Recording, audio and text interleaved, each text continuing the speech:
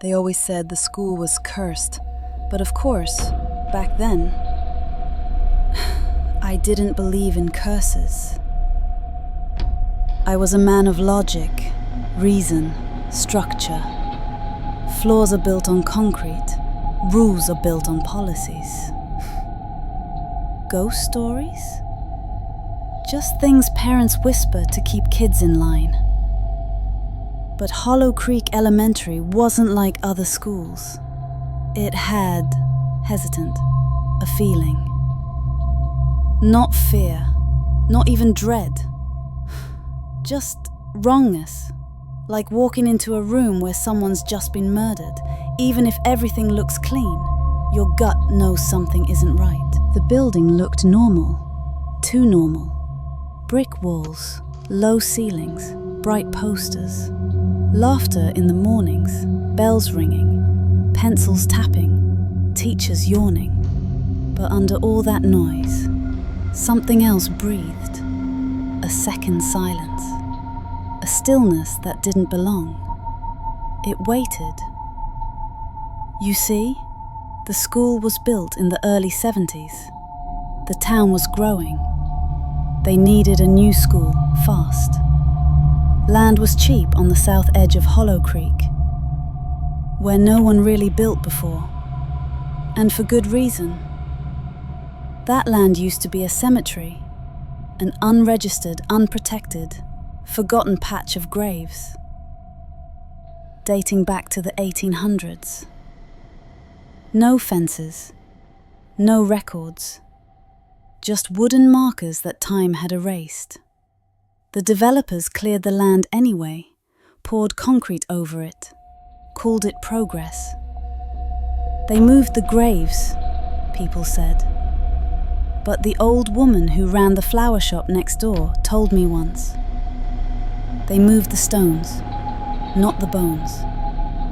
I laughed, until the first night I stayed late.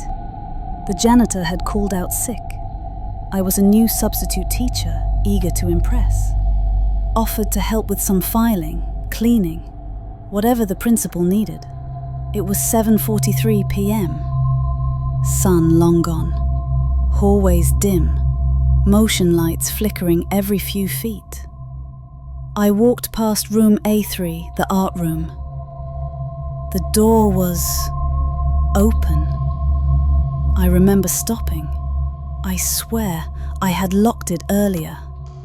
I reached in to flick the light switch, but before I touched it, the room lit up by itself. Not the overhead lights.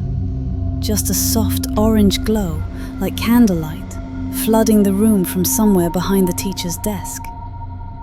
I stepped inside. My shoes echoed. Everything was still. Then I saw it. A drawing, fresh, on the whiteboard. In red marker, a woman, long black hair, hollow eyes. Her fingers reaching from the ground. Underneath a name. Eliza. The lights snapped off. I froze. Then, knock, knock, knock. 3 soft knocks. But they weren't on the door. They came from beneath the floorboards. The sound of nails, scraping, clawing. I ran. The next day, the principal smiled when I told him. He said I was tired, that new teachers often get overwhelmed. But later, the secretary pulled me aside. She didn't smile. She said, "Don't talk about room A3. I asked why. She just shook her head. Because that's where the little girl disappeared. In 81. Her name was Eliza. They never found her. Just her shoe, covered in dirt. And suddenly, I couldn't unhear it. The rumors. That kids saw hands in the vents. That books flew off shelves by themselves. That teachers kept quitting mid-year, whispering about dreams filled with voices, dirt, and darkness.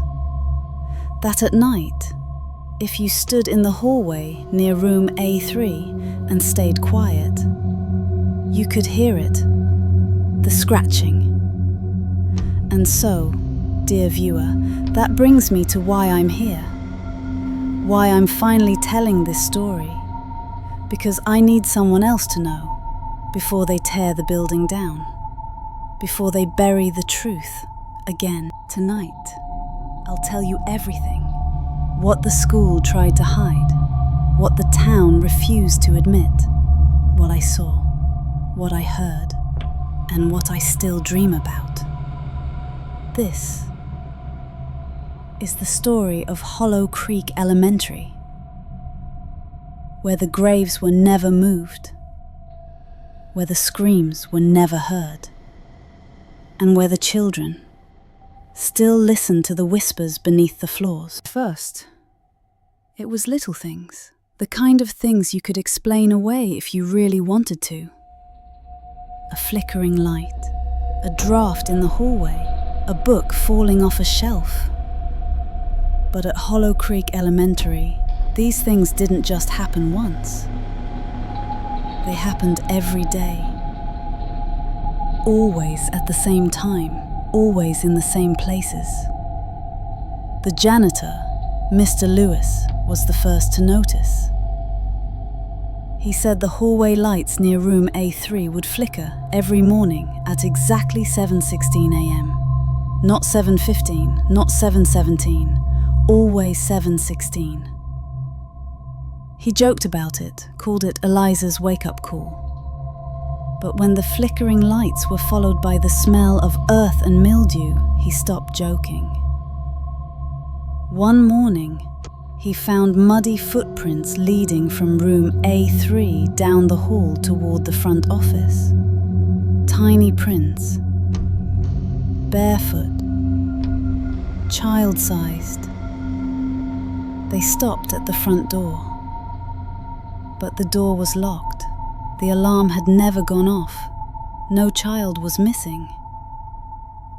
Later that week, the art teacher, Miss Carter, was setting up for class when she heard scratching. At first, she thought it was rats, but it wasn't coming from the walls. It was coming from beneath the floor, the sound of fingernails, digging. She bent down, pressed her ear to the floorboards. What she heard made her go pale. A voice, a whisper, "Help me." She stood up so far she hit her head on the edge of the desk. She left the room and never went back in alone. She filed a report. The school dismissed it as stress, but the whispers didn't stop. Children began acting strangely. First, it was just drawings.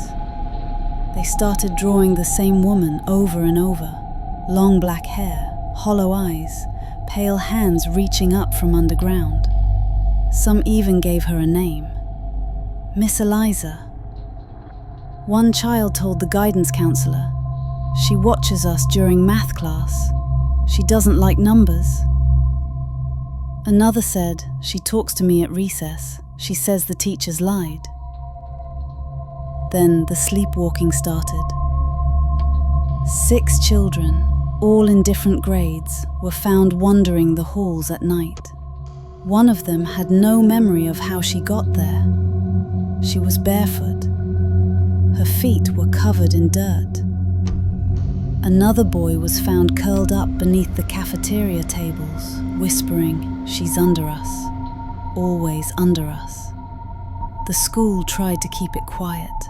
They called in counselors, told the parents it was stress, imagination, group hysteria. But the teachers knew better, because they had started dreaming too. Miss Carter dreamed of a field full of open graves. Mr. Lewis dreamed of walking into room A3 and finding it filled with water, desks floating, and a child staring up from beneath the surface. And me? I dreamed of a classroom with no doors, no windows, just chalkboards covered in handprints, and a voice whispering, "Teach them the truth." The scariest part? Every dream ended the same way, with the sound of knocking. 3 slow knocks from under the floor. The breaking point came one Thursday afternoon. A fire alarm went off during 4th period. Everyone evacuated, standard procedure. But when the fire chief arrived, he said there had been no smoke, no heat, no malfunction. The alarm had been pulled inside room A3, but the room was locked from the outside. When they opened it, they found the chalkboard covered in writing. The same sentence, over and over. "You built this on our bones." That night, Miss Carter quit. She didn't give notice, didn't collect her things. She just left. And no one ever saw her again. After that, everything got worse. Children complained of hearing their names whispered over the intercom. Teachers started locking their classrooms even during the day. One student said he saw a face in the girl's bathroom mirror, a girl with no eyes, mouthing something he couldn't hear. Another refused to enter room A3, screaming and clawing at the floor. They moved class locations, brought in new staff, changed procedures, but nothing worked. Because you can't change what you refuse to admit. And Hollow Creek Elementary was built on secrets, buried deep, and now they wanted out. I returned to Hollow Creek Elementary at exactly midnight.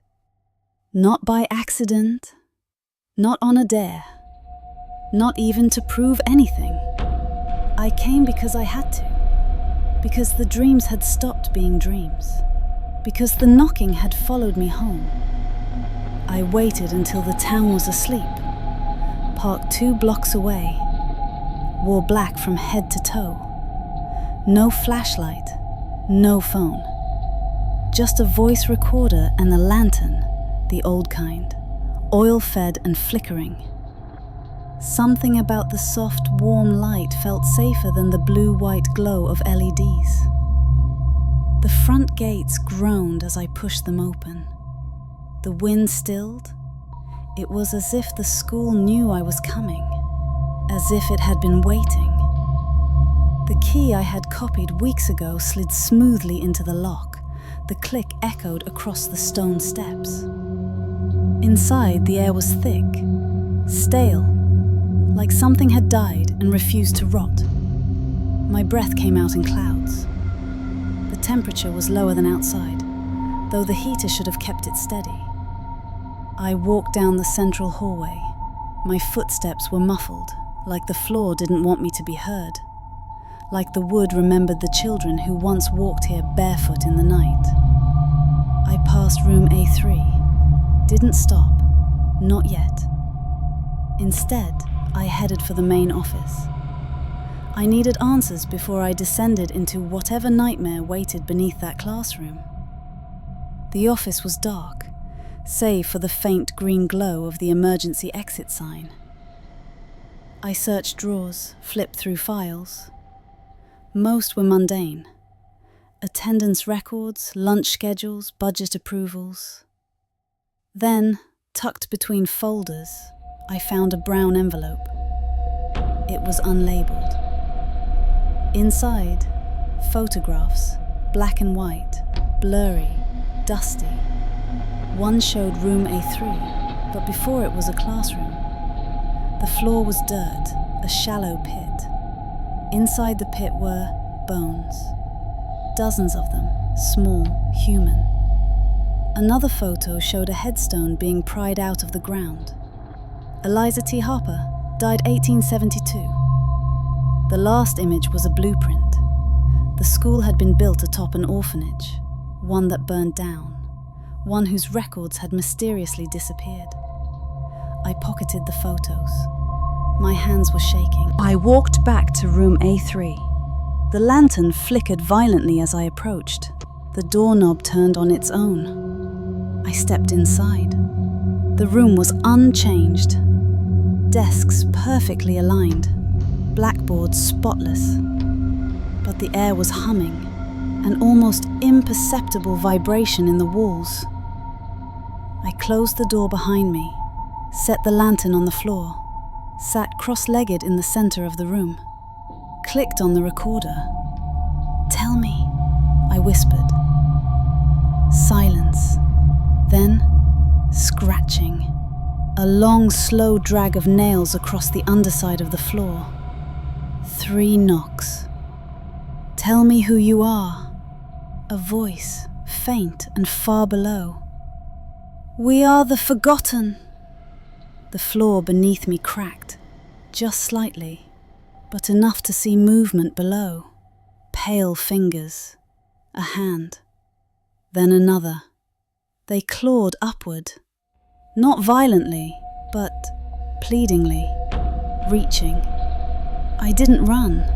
I should have, but I stayed. Let them rise. One by one they emerged, not corporeal, but outlines. Shadows shaped like children.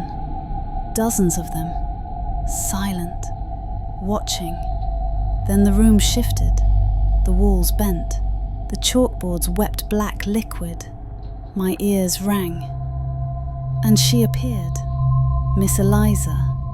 Not a ghost. Not quite.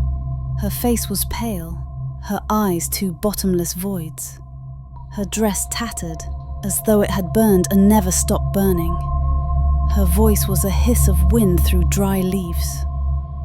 "You see us now," she said. I nodded. I couldn't speak. "You feel our hunger." "Yes," I whispered. "Then, teach them," she said. Suddenly, my hands were no longer my own. I held chalk, began writing, fast, frantic. The chalkboard filled with names, ages, dates, over 100. "Who are they?"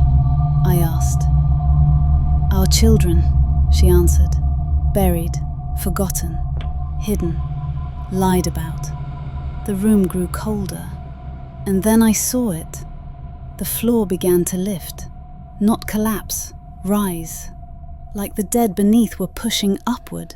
The desks rattled, the lantern flickered and died. Darkness, then whispers, a chorus. "You built this on our bones. You silenced our names. You stole our rest." I opened my mouth to scream, but nothing came. When I awoke, it was morning. I was lying in room A3, alone. The chalkboards were clean, no cracks in the floor, no shadows, no Eliza. But in my pocket were the photos, and my hands were coated in dust and old chalk. The recorder had stopped. I sent the evidence to the Board of Education. They sent back. Silence. Weeks later, the school was closed for maintenance, then structural review, then demolished. They turned it into a park. But even now, children playing on the swings say they hear laughter underground. 3 knocks from beneath the grass. And if you walk by at midnight, you might see a pale woman in black, standing by the old oak tree, watching, waiting. Because the truth, once unearthed, never rests. And bones, once disturbed, never forget. They say what happened at Hollow Creek is over. That the past has been buried beneath concrete, beneath playgrounds echoing with laughter. But some things refuse to stay buried. Truth doesn't rot. It festers. It pulses beneath the surface, patient, like roots cracking a coffin from underneath. And at Hollow Creek, the soil remembers. It remembers the bones. It remembers the lies. They built over the pain, smoothed it with asphalt, smiles and denial. But on certain nights, when the wind holds its breath and even the stars look away, you can still hear the murmurs under your feet.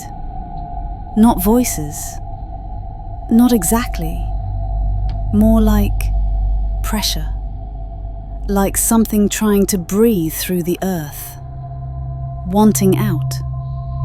You see, there are new schools now. New names, bright paint, security cameras.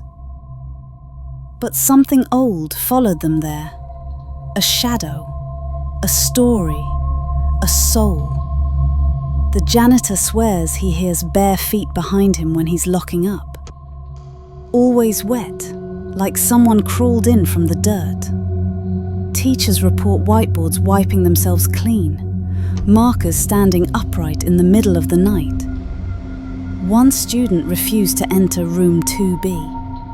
She screamed when her reflection in the glass didn't mimic her movement.